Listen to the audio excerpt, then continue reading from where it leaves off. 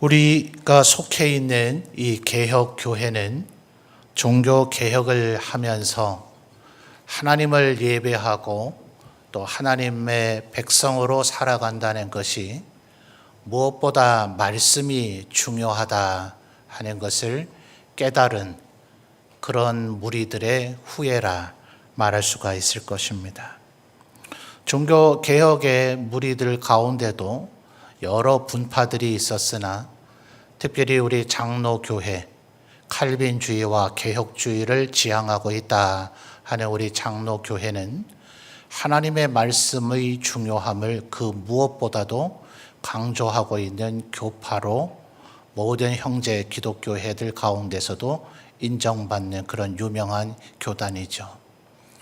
그러다 보니 우리의 예배는 말씀 중심으로 이루어져 있습니다. 예배 가운데 있는 모든 순서들 하나하나가 그 무엇도 중요하지 않다 할 수 있는 것이 없으나 시간의 배분으로 볼 때에도 하나님의 말씀을 강론하는 것이 거의 절반 이상을 차지할 정도로 말씀 중심적 예배를 드리고 있다 해도 과언이 아닙니다. 그러나 이렇게 예배를 드린다고 하더라도 우리의 다음 세대에게 하나님의 말씀을 가르치는 것은 여전히 부족하다는 인식과 깨달음이 있어서 주일학교 운동이라는 것들이 시작이 되어지고, 그리고 이제 지금과 같은 이런 여름과 겨울철에 성경학교와 수련회 같은 것들을 통하여 하나님의 말씀을 집중적으로 가르치는 그런 일들을 해오고 있습니다. 하나님의 말씀이 그만큼 중요하기 때문에 그렇습니다. 이번 여름 성경학교와 수련회도 우리 각 부서에서 어떻게 계획을 세우고 있는가, 계획의 초기 단계로부터 그리고 그 계획이 추진되어지는 과정, 그리고 실제 성경학교가 또 수련회가 진행되는 과정 속에도 계속해서 제가 보고를 받고 있어서 여러 가지 이제 우리의 어린 세대들이 좀 더 집중하고 또 참여를 높이기 위해서 다른 프로그램들이 없는 것은 아니나 성경학교와 수련회도 여전히 말씀 중심적으로 이루어져 있는 것, 이것이 우리 개혁교회가 지향하는 바다 하는 것입니다. 바로 이런 하나님의 말씀의 중심적인 우리들의 이런 노력을 표현하고 있는 것이 오늘 우리가 읽은 마태복음 13장 23절의 말씀이라고 볼 수도 있을 것입니다. 말씀을 주목해서 보시면 좋은 땅에 뿌려졌다는 것은 이제 하반절에 결실에 대한 것들이 나타나죠. 어떤 것은 100배, 또 어떤 것은 60배, 어떤 것은 30배가 되는데, 좋은 땅에 뿌려져서 이와 같은 결실을 맺게 되는 데는 어떤 과정이 필요한가? 23절의 그 중간 부분을 보면 그 과정을 나열해 주고 있죠. 자, 같이 한번 살펴볼까요? 좋은 땅에 뿌려졌다는 것은 그 다음 뭡니까? 말씀을 듣고, 그 다음에요 깨닫는 자니, 그 다음 뭐합니까? 결실하여. 바로 이런 과정을 통해서 이와 같은 결실을 맺게 된다 하는 것입니다. 그러니 말씀을 듣는다 하는 것이 얼마나 중요한 것인가 하는 것을 오늘 말씀이 우리에게 알려주고 있습니다. 이 말씀은 우리 성도님들이 아마 신앙생활을 조금만 하셨다면 모두 다 한 번쯤은 들어본 그런 말씀일 겁니다. 아마 여러분에게 지금 이 마태복음 13장 전반부에 있는 이야기를 한번 설명해 주십시오라고 하면 이 자리에 있는 어떤 사람이라도 충분히 설명할 만한 그런 우리에게 익숙한 말씀입니다.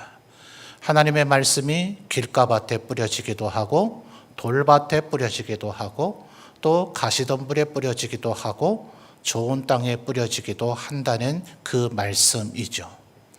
그런데 하나님의 말씀을 좀 더 자세히 들여다보면 놀라운 것을 발견하게 됩니다.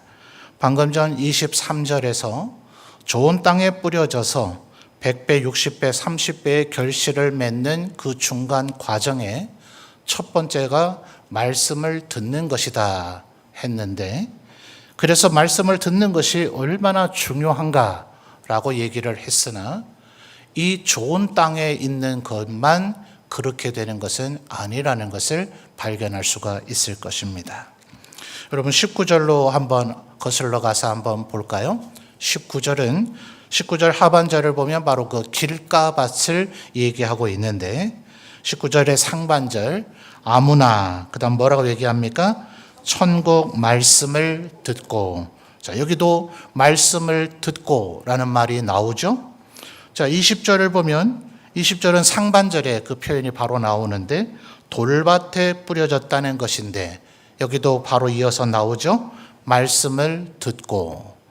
자, 22절로 가보겠습니다. 22절 우리 성도님들이 한번 읽어봐 주실까요? 시작.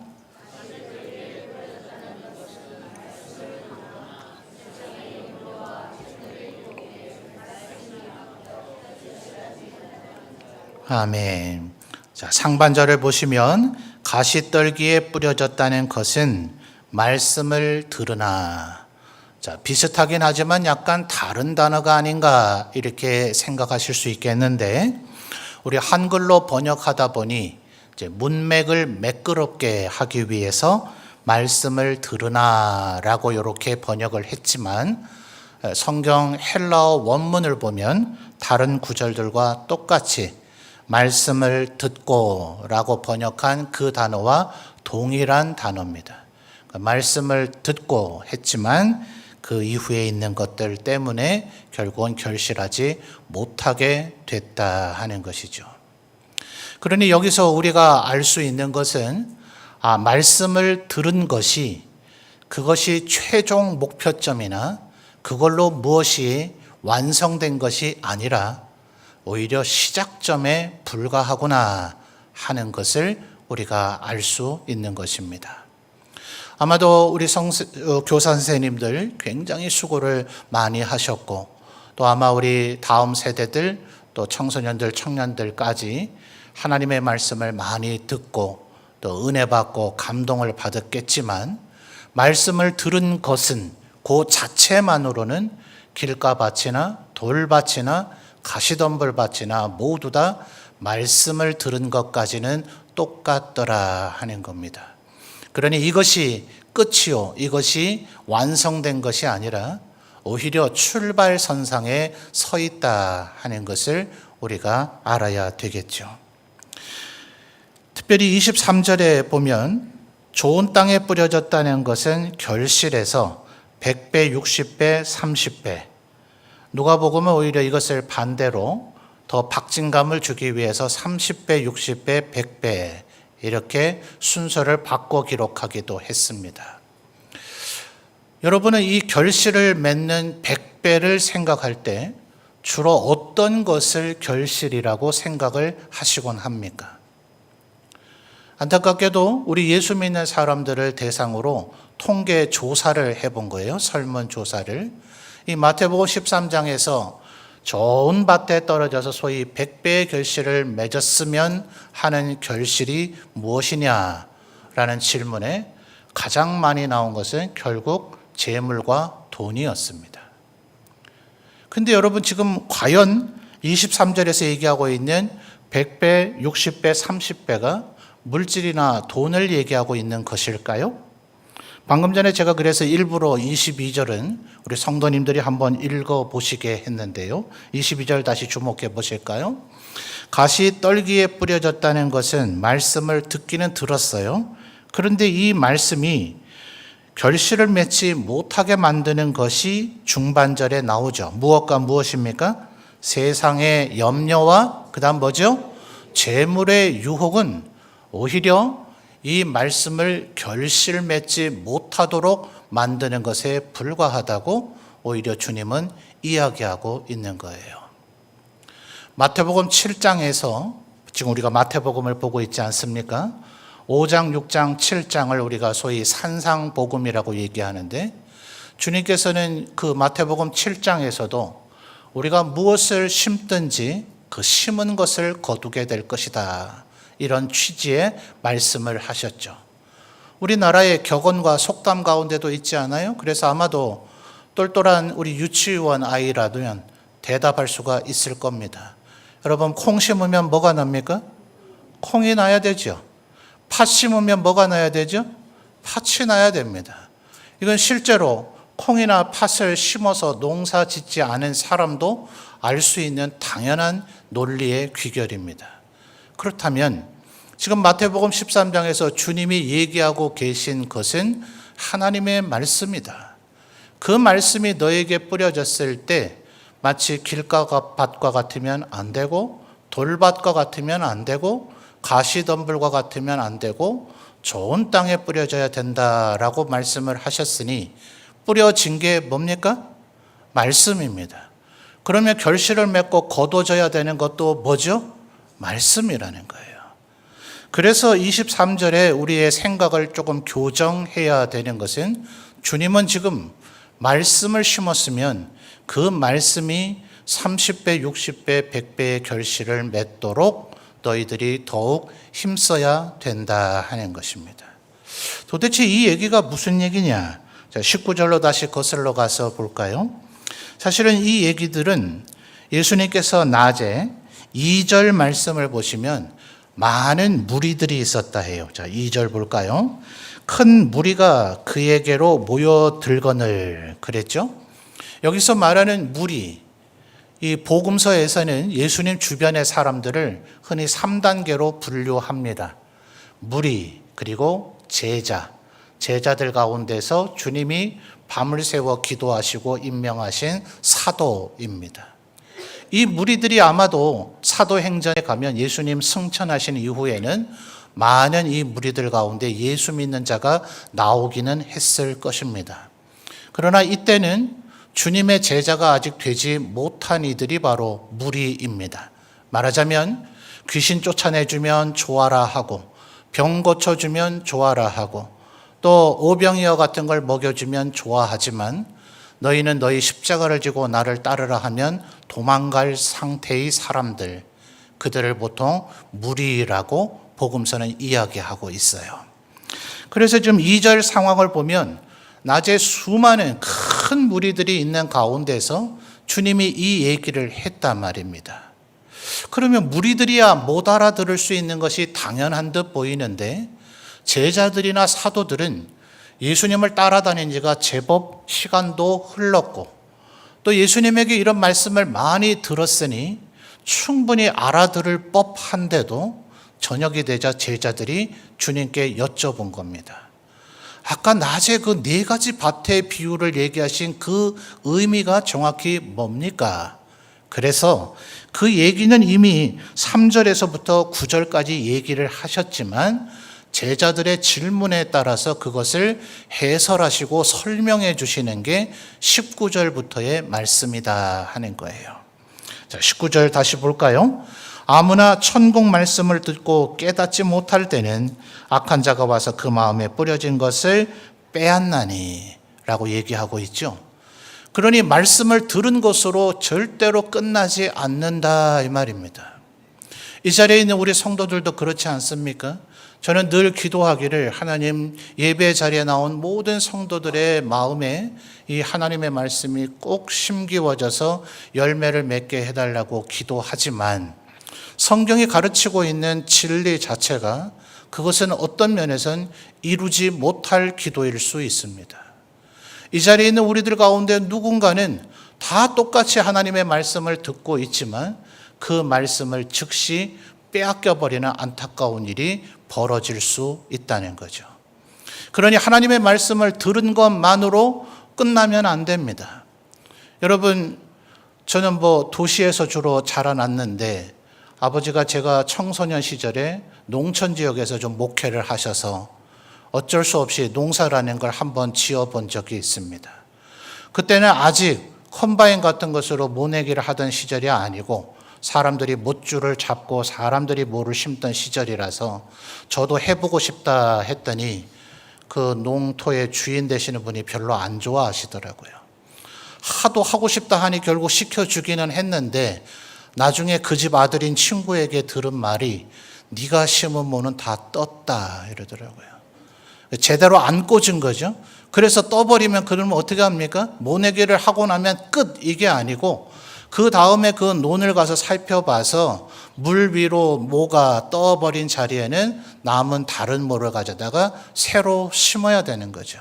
그러니 여러분, 하나님의 말씀을 들었으니, 우리 모두에게 하나님의 말씀이 선포됐으니, 우리가 성경학교와 수련회를 잘 은혜 가운데 마쳤으니 모든 아이들의 귀에 하나님의 말씀이 들렸을 것이다가 아니라고 성경이 지금 우리에게 말해주고 있는 겁니다. 우리만 봐도 알지 않습니까? 늘 예배 시간마다 은혜를 받던가요? 어느 날은 내가 은혜를 받을 때야 이건 절대 이해하지 못합니다. 그런데 어느 날 내 옆에 있는 분이 그렇게 은혜를 받았다고 좋아라 하는데 나는 오늘 들은 말씀이 뭔 얘기인가 하나도 모르겠죠. 왜 그래요? 목사가 설교를 제대로 못해서일 수도 있지만 성경은 우리에게 말하기를 마귀가 네 마음에서 말씀을 빼앗았기 때문에 그렇다 하는 거예요. 그럼 어떻게 해야 돼요? 말씀을 또다시 심어야죠. 21절을 보면 더 충격적인 얘기가 나타납니다. 20절에서 21절은 돌밭에 대한 설명을 주님께서 하시고 계시는데 21절을 보십시오. 분명히 20절에 보면 돌밭에 뿌려졌다는 것은 말씀을 듣고 즉시 그다음 뭡니까? 기쁨으로 받되, 기쁨으로 받았다는 것은 이분이 말씀을 받았음으로 인한 반응까지도 나타난 거예요. 어떨 때 보면 우리 성도들 가운데도 저분이 지금 내 설교를 듣고 있기는 하나 눈을 왜 감고 있을까 이런 생각이 들기도 하고요. 고개를 지그시 숙여 있는 게 나하고 눈을 마주치기 싫은 것인가, 그래도 계속 숙이고 계신 분이 계시네요.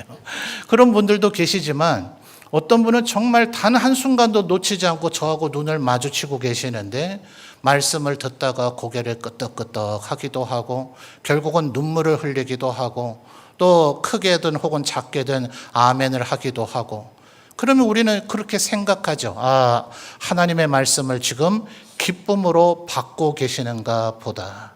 최소한 그런 반응을 안 한 분들보다는 그런 반응을 하고 있는 분들은 우리가 볼 때, 야, 하나님의 말씀을 지금 기쁨으로 받고 있는가 보다, 그런 생각이 들지 않아요? 그런데 21절을 보십시오. 놀라운 얘기가 나타나는데 그 속에 뿌리가 없어 잠시 견디다가 뭐가 나타납니까? 환난이나 박해가 나타나는데 그 사이에 뭐라고 표현되어 있습니까? 말씀으로 말미암아 환난이나 박해가 일어날 때는 넘어져 버린다는 거예요. 여러분, 이 말씀이 이렇게 기록되어 있다는 걸 읽고 캐치하고 기억하고 계셨습니까? 우리가 생각할 때 환난이나 박해는 마귀 사탄이 우리에게 주는 거 아닙니까? 우리가 시험 들고 외부로부터 우리를 공격해오는 마귀 사탄 때문에 환난이나 박해가 우리에게 생겨지지 않아요? 그런데 지금 21절 뭐라고 했어요? 그 속에서 뿌리가 없어 잠시 견디다가 그다음 뭐라고요? 말씀으로 말미암아. 와, 이게 뭡니까? 말씀으로 말미암아 환난이나 박해가 우리에게 생긴답니다. 바울 사도가 에베소서 2장에서 이것을 이렇게 설명하죠. 지금도 여전히 이 세상은 공중권세 잡은 자들이 주장하고 있습니다. 우리가 흔히 요한복음 3장 16절에서도 하나님이 세상을 이처럼 사랑하사 할 때의 이 세상은 우리가 흔히 말하는 세계를 얘기하는 게 아닙니다. 이 세상이라고 성경이 표현되어 있는 것은 하나님을 거역하고 하나님을 대적하고 하나님을 모른다 부인하고 하나님이 존재하지 않는다고 부정하는 이들을 표현하는 것이 세상입니다. 여러분, 지금 우리가 살고 있는 저희 전 세계 가운데 세상이 있습니까? 없습니까? 있죠. 세상이 많습니까? 하나님을 믿고 따르는 하나님의 백성들이 많습니까? 세상이 절대적으로 많습니다. 그러니 지금 이 세상에 죄악이 있습니까? 없습니까? 많습니다. 죄악의 날이 갈수록 관영해져만 가고 더 확산되어져 가고 더 극악해져 가기만 합니다. 무슨 말인지 이해 잘 안 되십니까? 예배 마치고 어느 채널이든 뉴스 채널을 한번 틀어보십시오. 단 5분만 뉴스를 들어도 이 세상이 이토록 악한가 하는 것을 우리는 바로 확인할 수가 있을 겁니다. 더 놀라운 것은 그 악한 얘기를 들어도 이제는 우리의 마음이 놀라지도 않는, 부모가 자식을 죽여도, 사람이 사람을 어떻게 저렇게 끔찍하게 죽일 수 있는가, 인간의 탈을 쓰고 어찌 저런 일을 할 수 있는가, 아니 이제는 이런 논평도 하지 않습니다. 또 이런 일이 벌어졌구만, 그냥 그렇게 덤덤히 여길 정도로 마치 우리 모두 다가 양심의 화인을 맞아버린 것처럼, 죄악을 보고서도 죄악인 것처럼 깜짝 놀라지도 않을 정도로 죄악이 관영한 세상을 우리가 살고 있단 말입니다. 그러니 세상은 뭐라고 얘기합니까? 우리 속담에서도 얘기하는 것처럼 모난 돌이 정 맞는다 하는 것처럼 대충 살아, 좀 묻혀서 살아, 뭘 그렇게 너 혼자 유별나게 살아, 이렇게 우리에게 은연중에 강요하고 있단 말이에요. 그런데 바울 사도가 뭐라고 얘기하죠? 하나님의 복음이란 온 세상 사람들이 아니요 라고 얘기하고 있을 그때에 하나님의 말씀에 따라 네 라고 해야 될 때는 네 라고 해야 된다. 온 세상 사람들이 다 네라고 하고 있는데 하나님의 말씀, 하나님의 뜻을 따라 볼 때는 아니오다 싶을 때는 아니요, 그건 절대 아닙니다 라고 얘기해야 된다고 바울 사도는 그게 복음이다 라고 우리에게 얘기하고 있어요. 근데 이렇게 살면 어떻게 되겠습니까? 세상이 우리를 절대로 그냥 두지 않죠. 너 뭐 돼? 너 그렇게 힘이 있고 권력이 있어? 너 견뎌낼 수 있겠어? 너한테 한번 제대로 해볼까 하면서 세상은 우리에게 쓸데없는 소리 하지 말고, 너도 옳지 않고 너도 의롭지 않은데 너 혼자 의로운 양 나대지 말고 입 다물고 숙이고 있으라 라고 우리를 핍박하고 박해하기 시작할 겁니다. 그러니 마귀는 우리에게 다른 것까지 우리에게 강요하지 않아요. 하나님의 말씀대로 살고자 하는 그 의지만 꺾어버리면 됩니다. 하나님의 말씀을 분명히 듣기는 들었고 기쁨으로 받기는 받았으나 그 말씀대로 산다는 것은 때로 엄청난 것을 우리가 견뎌내고 각오해야 되는 것이니 그 말씀대로 살려고자 했던 내 의도를 중단하자. 그것이 돌짝밭과 같은 꼴이다 하는 겁니다. 그러니 말씀을 들은 것으로 끝이 아니죠. 말씀을 듣고 이 세상에 나가서 살면서 그때 비로소 환난이나 박해를 당할 때 이 괴로움과 어려움이 있을지라도 나는 하나님의 말씀대로 살아야 되겠다는 결단, 그것이 예배 시간에 설교를 듣는 우리 성도들에게나 지금 성경학교와 수련회를 은혜 가운데 마친 우리의 자녀들에게도 있어야 되니 우리는 이것을 끊임없이 점검해야 합니다. 수련회와 성경학교가 은혜 가운데 마쳤으니까 이제 됐어. 그들에게 말씀이 뿌려지고 들려졌으니까 됐어. 이제는 그들이 하나님의 말씀대로 살 거야가 절대로 아니란 말이죠. 끊임없이 우리는 하나님의 말씀대로 살고 있는가? 이 말씀대로 살고자 하는 나의 결단과 내 각오 때문에 환난이나 박해를 당할 그때에도 우리는 말씀에 순종하고자 하는 이 의지를 포기하지 않고 있는가? 이것을 끊임없이 점검해 보아야 된다 하는 것입니다. 22절도 우리가 이미 읽었듯이 그렇지 않습니까? 이 세상 사람들이 얼마나 돈을 좋아라 합니까? 우리도 돈을 싫어하지 않죠. 돈은 정말 우리가 이 세상을 살아가는데 정말 필요합니다. 제 고등학교 때 친구가 있어요. 학교에서도 같은 반을 했고 또 교회를 같이 다닌 친구입니다. 서울에 여러분이 이름만 대면 알만한 교회로 장성해서 그곳에 출석하면서 주일학교 부장까지 또 했던 그런 친구입니다. 사업을 합니다. 어떨 때는 사업을 하다가 너무나 힘들었는지 쫄딱 망해버려서 집에 차압당한다 합니까?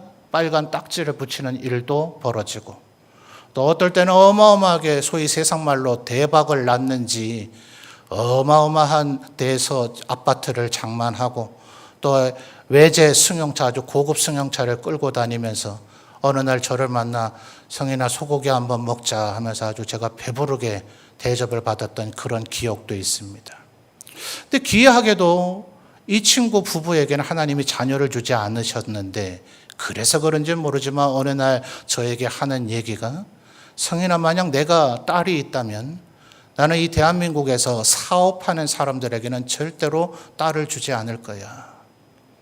이 대한민국이라 하는 사회는 아직까지도 하나님의 말씀대로 사업했다가는 성공할래야 성공할 수가 없어.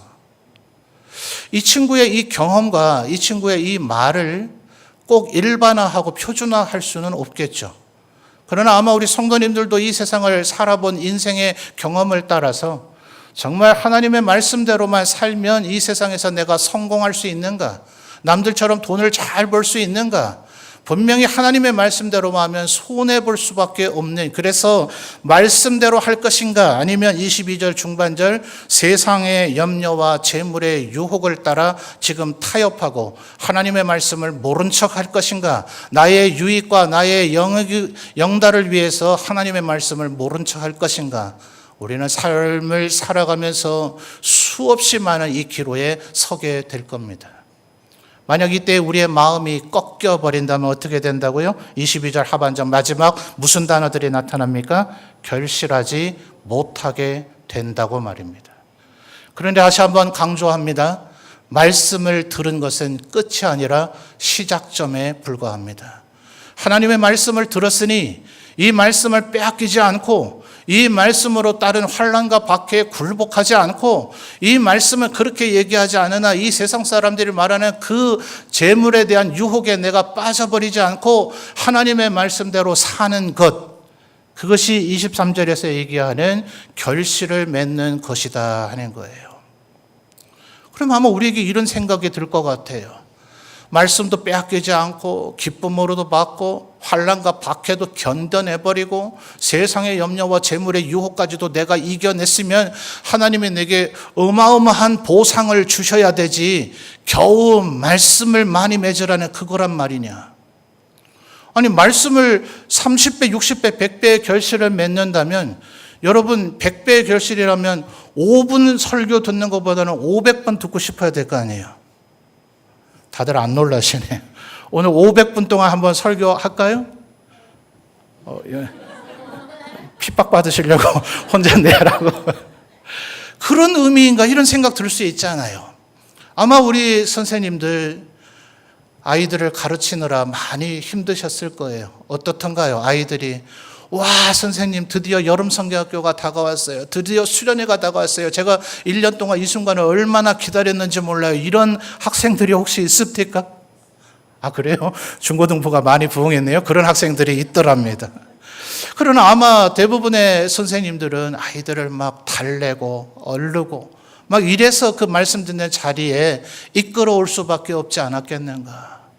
그러면 이제 말씀을 들었으니 다른 뭔가를 우리 손에 보상을 해 주셔야, 그래야 하나님 우리 다음 세대들에게도 성도들에게도 말씀만 들으십시오. 그러면 하나님이 이와 같은 어마어마한 보상을 우리에게 주실 것입니다라고 이끌어갈 수 있을 텐데, 말씀을 들어서 말씀이 100배의 결실을 맺는다고요? 여러분 말씀이 100배의 결실을 맺는다는 것은 뭘까요? 말씀이 점점 나를 통제하고 다스리는 겁니다. 말씀이 너무나 좋아지는 겁니다. 에베소서 6장에서 바울 사도는 하나님의 전신갑주를 입으라고 얘기하면서 이 하나님의 말씀을 검이라고 칼이라고 비유를 했습니다. 여러분 검술이라는 거 들어보셨습니까? 검술에 소위 칼을 이렇게 휘둘러라 이렇게 휘둘러라 하는 소위 초식이라는 게 있다 하더라고요. 태권도를 혹시 배워보신 분, 우리 한국인은 뭐 어지간하면 태권도를 한두 번쯤은 해보셨을 테니 뭐 태극 1장에서부터 뭐 고려 품새 이런 거 있지 않아요? 자, 거기에 여러 가지 동작들을 익히게 됩니다. 누군가와 어쩔 수 없이 싸울 수밖에 없는 상황에 직면했습니다. 자, 요때 요 동작을 써야 되는가 이 동작을 써야 되는가 거기서 고민하고 있으면 이기겠습니까? 아마 시큰 얻어맞고 기절하고 나서 집에 왔다가 그때 이 동작을 썼어야 되는데 이렇게 생각되지 않겠어요?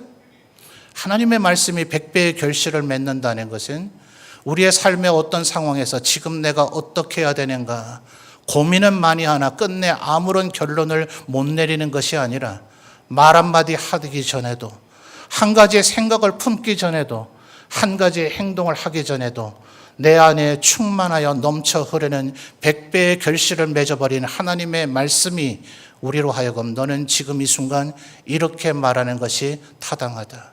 지금 이런 생각을 네 마음속에 먹어야 되는 것이 하나님께 영광 돌리는 것이다.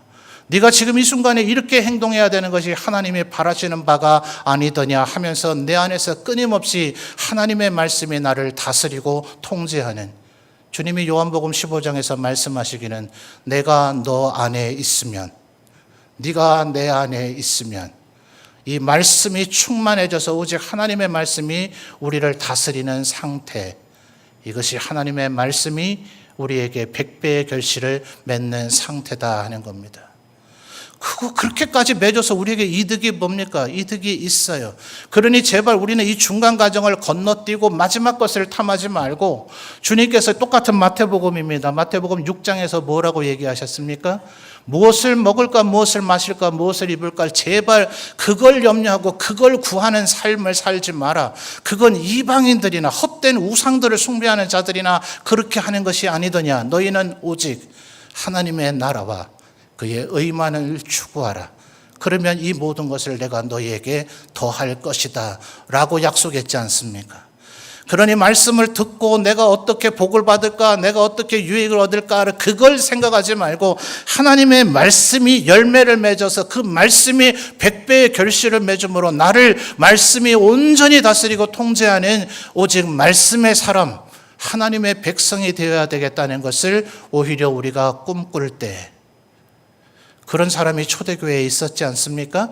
요한 3서를 보면 여러 형제들이 요한 사도에게 사도님, 가이오라고 하는 사람이 진리 가운데 행합니다. 그 안에 진리가 있는 것 같습니다. 요한 사도는 예수님이 하셨던 이 말씀을 기록했죠. 예수께서 어느 날 말씀하시기를 내가 곧 길이요 진리요 생명이다. 그러니 가이오를 본 사람들이 하는 얘기는 그겁니다. 가이오가 진리 가운데 행합니다 라는 말은 가이오의 행동, 가이오의 말, 가이오가 말하고 생각하고는 것은 언제나 예수님 같습니다. 예수님의 향기가 드러납니다. 그의 말과 행동은 필시 주님의 뜻대로 하고 있는 것이 맞는 것 같습니다 라고 여러 사람들이 요한 사도에게 알려준 겁니다. 그래서 요한 사도는 가이오에게 여러분이 알고 있는 그 유명한 말씀을 하죠. 사랑하는 자여, 내 영혼이 잘됨같이 네가 범사에 잘되고 강건하기를 내가 간구하노라. 그러니 하나님의 말씀대로만 살면, 말씀이 우리 안에서 열매를 맺으면, 말씀이 우리 안에서 100배로 충만하게 되어지면, 그러면 그 뒷일은 우리가 굳이 생각하고 따지고 점검하고 목록 작성하지 않아도 하나님께서 알아서 해주신단 말입니다. 이것이 참된 믿음입니다. 믿습니까? 지금 우리가 읽은 이 마태복음 13장은 여러분 보시면 24절 보십시오. 예수께서 24절 보고 계십니까? 24절 예수께서 그들 앞에 또 비유를 들어 이르시되 천국은, 31절 또 비유를 들어 이르시되 천국은, 33절 또 비유로 말씀하시되 천국은, 44절 천국은, 45절 또 천국은, 47절 또 천국은. 주님이 아마도 신학자들은 말하기를 마태는 대부분의 것을 시간의 흐름을 따라 기록했겠으나 특별히 13장만은 4가지 밭을 기록하다가 맞아, 주님이 그때 천국은 이런 것이라고 이런 얘기도 하셨지, 이런 얘기도 하셨지 하면서 천국과 관련된 주님의 비유를 온통 모아놓은 것, 그것이 마태복음 13장이라고 얘기합니다. 오늘 시간을 내셔서 거룩한 주일이니 마태복음 13장 전체를 한번 정독하시면서 우리가 어떻게 해야 천국을 향해 갈 수 있을 것인가, 우리가 이 세상에서 모든 부유를 소유한들, 모든 권력을 손에 쥔들, 모든 명예를 얻게 된들, 우리가 천국에 가지 못한다면 그것이 우리에게 무슨 유익함이 있겠습니까? 그래서 주님은 이렇게 말씀하시는 겁니다. 말씀을 심으라. 그리고 그 말씀이 100배의 결실을 맺으라. 그러면 너희는 천국에 가는 자가 될 것이고, 주께서 이토록 말씀을 따라 살아가는 사람을 어찌 그냥 두겠습니까? 그러니 여러분, 우리 성도들도 그러하고 우리의 다음 세대들도 그렇습니다. 말씀을 듣기는 들었으나 그 말씀이 사라졌을지 모릅니다. 뭐가 떴거든 다시 심으십시오. 그들이 환난과 시련 앞에 두려워하거든 그때 하나님의 말씀으로 담대해지도록 그들을 위해서 기도하시고 또다시 권면하십시오. 그들이 이 세상의 재리의 유혹에 넘어가려고 하거든 그들에게 하나님의 말씀으로 엄히 꾸짖고 책망하고 교훈하고 의로 교육하십시오. 하나님의 말씀은 애초부터 그런 기능을 갖고 있다 하지 않았습니까? 그러니 하나님의 말씀이 우리 안에 100배의 결실을 맺게 될 때 그때 비로소 우리는 하나님 앞에 은혜와 축복을 받는 하나님의 백성들이 될 것입니다. 이미 하나님의 말씀을 들었으니 이 말씀을 따라 살아가기를 결단하고 힘쓰시는 우리 모든 성도들이 되시기를 바랍니다.